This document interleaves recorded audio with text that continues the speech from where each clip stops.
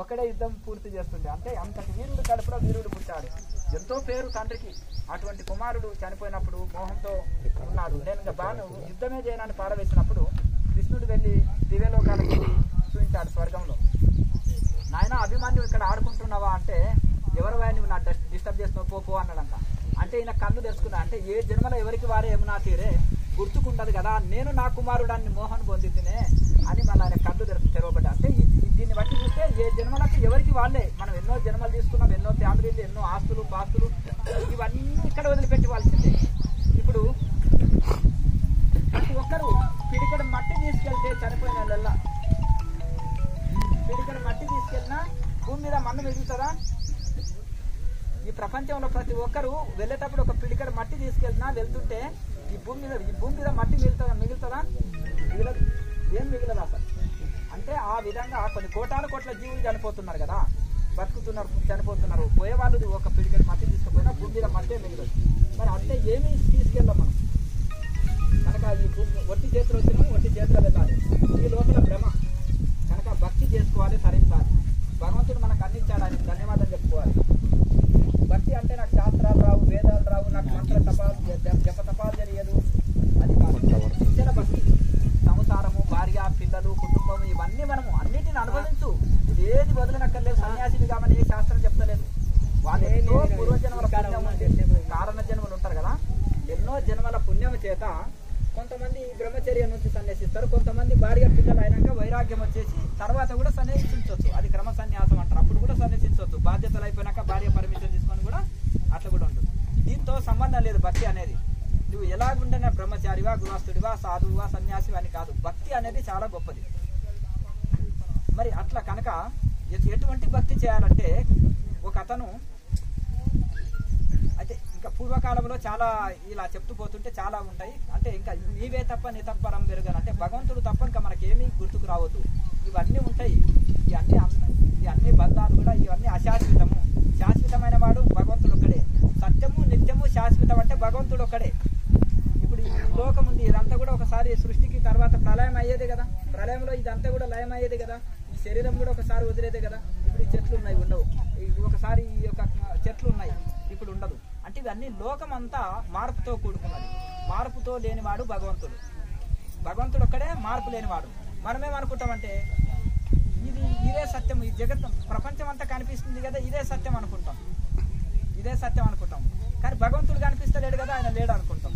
ఇప్పుడు శరీరం కనిపిస్తుంది కదా, ఇదే సత్యం అనుకుంటాం.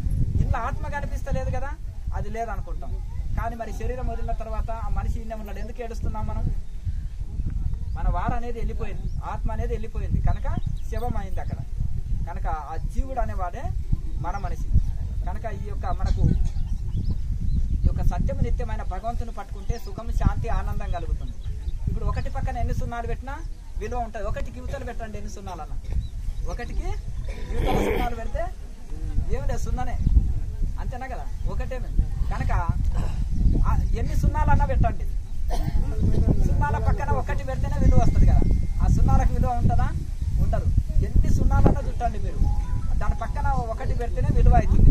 ఎన్ని సున్నాలు ఉంటే అంత లాభంగా, అంతేనా? అలా ఒకటి అనేది భగవంతుని పట్టుకోకుండా ఈ సున్నాలు, సంసారం అనేది సున్నాలు, ఎన్ని సున్నాలు చుట్టినా లాభం లేదు. ఆ సున్నా పక్కన ఒకటి పెట్టాలి, అప్పుడే లాభం. ఆ భగవంతుని పట్టుకుంటే ఈ అంతటి విలువ వస్తుంది. కనుక ఒకసారి ఏం చేసినారంటే పెద్దది ఎగ్జిబిషన్ పెట్టిండ్రు. తెలుసా ఎగ్జిబిషన్ అంటే? అన్ని వస్తువులు అమ్ముతారు అక్కడ. ఒక రాజు అన్ని పెట్టేసి ఎవరు ఏది తీసుకున్నా ఫ్రీ అన్నాడంట. భజన వాళ్ళు ఏం చేస్తారు, మొదలంగానే మధ్యలో బాగుంటాయి, ఇది తీసుకుంటే మా ఊర్లో మధ్యలో లేదని ఆయన చూస్తారు. తాళాయన చూస్తారు. అమ్మగారులు ఏం చేస్తారు, మా ఇంట్లో కుక్కర్ లేదు, సిలిండర్ లేదు, గ్రైండర్ లేదు, ఫ్యాన్ లేదు, టీవీ లేదు, ఏ వస్తువు తక్కువతో అదే తల ఒకటి పట్టుకొని వెళ్తారు. ఏది పట్టుకున్నారో అది వాళ్ళు. యువకులు ఏం చేస్తారు, అబ్బా నాకు మంచి ఫోన్ ఉందా, ఐఫోన్ ఉందా, లేకపోతే ఈ ఫోన్ ఉందా అని చూస్తారు. మంచి ఫోన్ ఉంటే వాళ్ళు తీసుకుంటారు. అంటే ఎవరు కావాల్సిన వస్తువులు వాళ్ళు ఒకటి పట్టుకుంటే ఒకటే తీసుకో, ఆ వస్తువుని పట్టుకొని వెళ్తున్నారు. అన్ని వెళ్ళిన తర్వాత ఏది పట్టుకున్నా నీ సొంతమే అన్నాడు కదా ఆ రాకుమారుడు, చాలా యువకుడు, రారాజు. అప్పుడు అక్కడికి వెళ్ళి ఒక తెలుగు అయిన అమ్మాయి వచ్చేసింది. వచ్చేసి ఆ రాకుమారుడి చేతే పట్టుకున్నది. అంటే ఏది పట్టుకున్నా సొంతం అన్నాడు కదా. ఏంటమ్మాయి నా చేయి పట్టుకుంటున్నాం అంటే, అవునయ్యా మీరు మాట మీద ఉంటారు కదా అంటే, ఉంటానమ్మా అంటే, మరి ఇప్పుడు నీవే కావాలని నీ చేయబట్టుకున్నా అన్నదంట. అర్థమైంది కదా. అమ్మాయి ఆలోచన చేసిందంట, అరే ఈ అమ్మాయికి ఎంత తెలివి ఉంది, ఇటువంటి ఆమెను చేసుకున్నా మంచిదే కదా అనుకున్నాడు. ఎందుకంటే ఆయన పెళ్లి కాని రాకుమారుడు కదా, ఈ అమ్మాయి పెళ్లి కాని అమ్మాయి అంటే తెలివి ఉంది, అందం ఉంది, మంచిగా ఉంది అని ఇంకా ఆ విధంగా చేసిన. అంటే మనం ఏం చేయాలంటే భగవంతుని పట్టుకుంటే అంత మన సొంతమే కదా. మనమే ఒక్కొక్క వస్తువు, మిగతా ఏమో ఒక్కొక్క వస్తువు పట్టుకెళ్తున్నారు. ఇప్పుడు ఒక ఆమె చీపురు పట్టుకెళ్ళింది, వాళ్ళ ఇంకోటి ఏదో తక్కువ ఉంటుంది ఆమెకు. ఒక ఆమె చాట పట్టుకెళ్ళింది, ఒక ఆమె అది కుక్కరు, గ్రైండరు, ఏదో సిలిండరు, ఏదేదో ఒక్కొక్క వస్తువు పట్టుకొని వెళ్ళింది. అలాగే మరి ఈ అమ్మాయి మాత్రం ఈ అన్ని వస్తువులు ఈయనవే కదా, ఈయననే సొంతం చేసుకుంటే అన్ని నా సొంతమే అవుతాయి కదా అనుకున్నది. అట్లా మనం కూడా భగవంతుడు అన్ని ఇచ్చినవాడు భగవంతుడే కదా, ఆ భగవంతునే పట్టుకుంటే అంత మన సొంతమే కదా. ఇంకా కనుక ఆ భగవంతునే మనం పట్టుకోవాలి. కనుక ఆ భగవంతుని వదిలిపెట్టి మనం ఏం చేస్తున్నాము, వస్తువులను ఒక్కొక్క వస్తువుల వెంబడి పరిగెత్తుతున్నాం. వస్తు ప్రియుడు మానవుడు, భక్తి ప్రియుడు భగవంతుడు.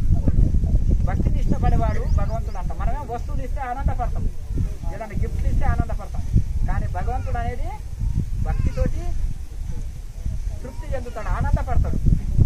భక్తిని భగవంతుని వశం చేసుకోవాలంటే ఒక భక్తి చేతనే. భగవంతుని మన సొంతం చేసుకోవాలంటే ఇదే. మనం ఏమనుకుంటాము, వీళ్ళ మనసులో నేనున్నానా, వాళ్ళ మనసులో నేనున్నానా, నా మీద ఇతరులకు ప్రేమ ఉందా, నా పిల్లలకు మనవళ్ళకు ప్రేమ ఉందా, నా మిత్రులకు ప్రేమ ఉందా, నా దోస్తులకు ప్రేమ ఉందా అని అనుకుంటాం. కానీ భగవంతుని నా మీద భగవంతుడికి ప్రేమ ఉందా అని మాత్రం చూసుకోవాలి. అది చూసుకోవాలి. ఇవన్నీ తక్కినవన్నీ ఉట్టి ప్రేమలు, ఇవన్నీ అంతేనా, ఉట్టి ప్రేమలు. కానీ భగవంతుడికి నా హృదయంలో, భగవంతుని హృదయంలో నాకు స్థానం ఉందా అని చూసుకోవాలి. అది భగవంతుని హృదయంలో ఎప్పుడు స్థానం ఉంటుంది, భక్తి చేత ఉంటుంది, శరణాగతితో.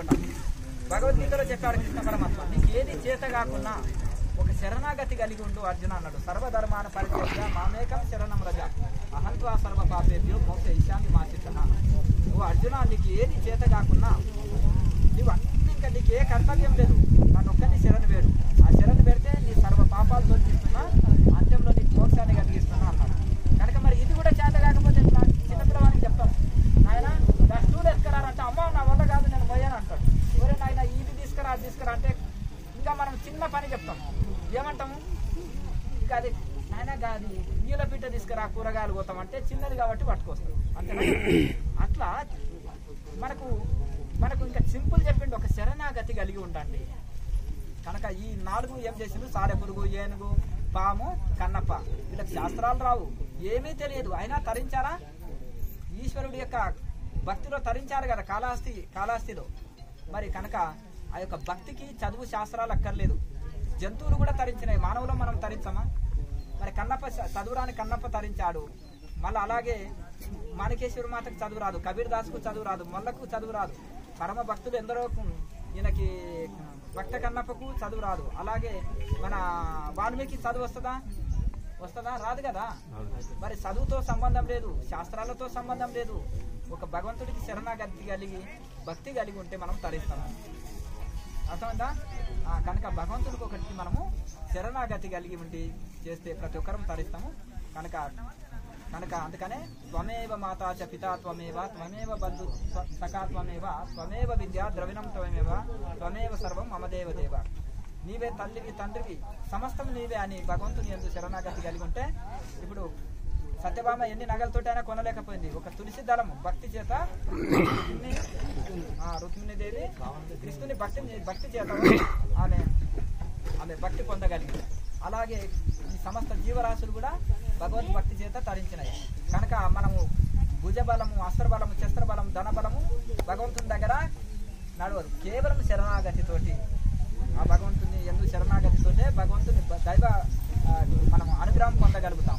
కనుక మనము భక్తి అనేది చాలా ప్రధానమైంది. కనుక ప్రతి ఒక్కరు కూడా దేవంగానే ఏం చేయాలి, ₹1 ఖర్చా, కళ్ళు మూసుకొని దైవ ధ్యానం చేసుకోండి.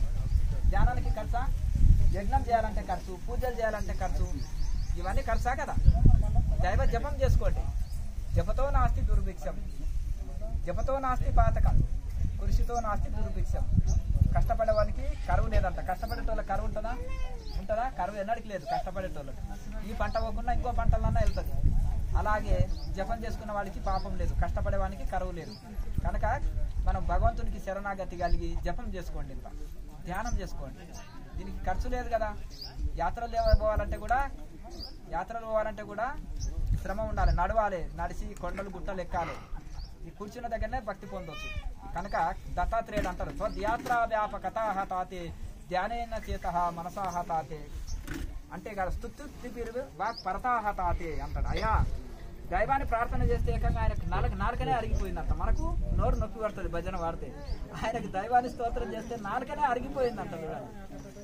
ఆయన ఓ భగవంతుడా, నేను ఇంకా నిన్ను పూర్తిగా నేను వర్ణించలేకపోతున్నా, నా చిన్న మనసుతోటి నిన్ను వర్ణించినందుకు ఎక్కడ నేను తక్కువ చేసినో నన్ను క్షమించు అంటాడు దత్తాత్రేయుడు.